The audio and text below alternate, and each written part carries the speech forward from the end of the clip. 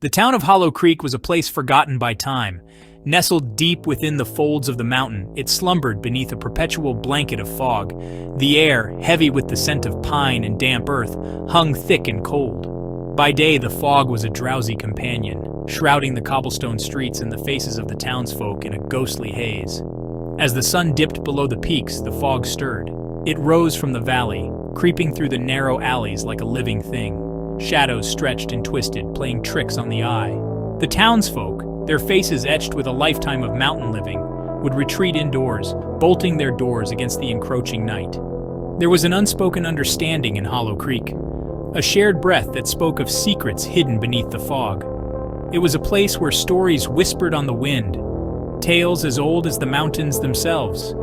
And in the heart of these tales, a specter was born. The tales always began the same way, a rustle of leaves in the dead of night, the soft thud of footsteps echoing on the cobblestones, unnaturally loud in the stillness. A glimpse of a dark figure passing by a window, gone before the mind could grasp what the eye had seen. Whispers, always whispers of the man in the fog. Then the disappearances began. Young Thomas, a boy of no more than 6, vanished from his bed one night. The window was found ajar, the scent of damp earth clinging to the sill. The townsfolk, their faces grim, searched high and low, but the boy was gone. A few weeks later, it was little Mary, her laughter silenced, snatched from her swing as the fog rolled in. Panic gripped Hollow Creek, spreading like wildfire through the close-knit community. Mothers clutched their children closer, their eyes darting nervously towards the swirling mist that seemed to press closer, hungry and cold. The whispers grew louder, the stories more elaborate, fueled by fear and uncertainty. Some claimed the figure was a vengeful spirit, seeking retribution for some ancient wrong. Others believed it to be a creature of the fog itself, a manifestation of the mountain's dark heart. But whatever the truth, one thing was certain. The fog had taken something from them, and it wasn't finished yet. Days bled into weeks, each one colder, each one shrouded in a denser fog than the last. The townsfolk of Hollow Creek, once a community bound by the warmth of shared lives, now eyed each other with suspicion. Fear had a way of twisting even the most familiar faces into something strange and unsettling. Searches proved futile. No trace of the missing children was ever found. No footprints, no signs of struggle, no ransom notes. It was as if they had simply vanished into thin air, swallowed whole by the fog that clung to the mountainside like a shroud. The townsfolk, their hope dwindling with each passing day, began to accept the unthinkable. Their children were gone, and the fog had taken them. The disappearances had a chilling effect on Hollow Creek. Laughter, once a common sound echoing through the cobblestone streets, was replaced by a heavy silence. The townsfolk, once quick to offer a smile or a helping hand, now kept to themselves, their faces etched with worry and distrust. The fog had seeped into their lives, chilling them to the bone, leaving them hollow and afraid.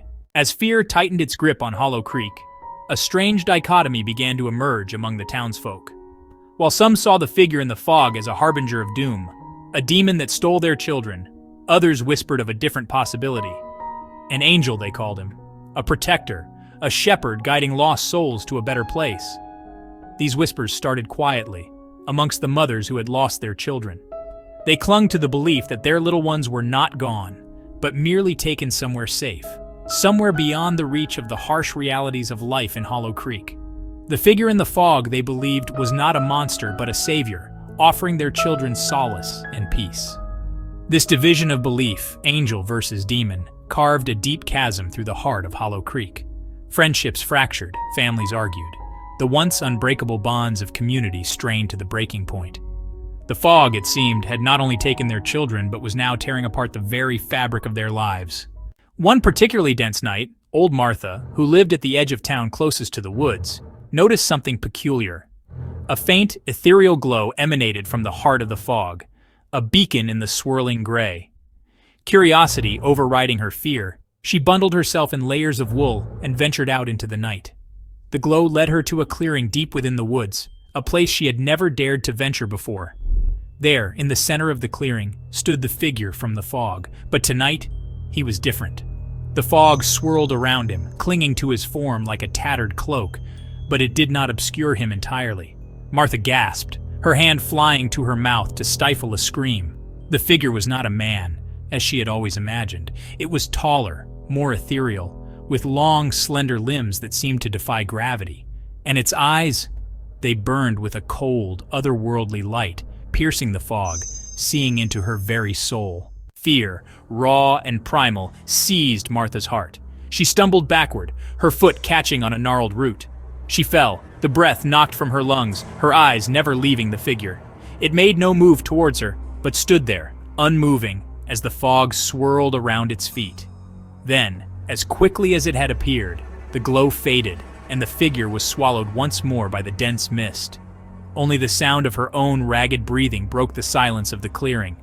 Martha, trembling, scrambled to her feet and fled back towards the safety of her home, the image of the figure seared into her mind.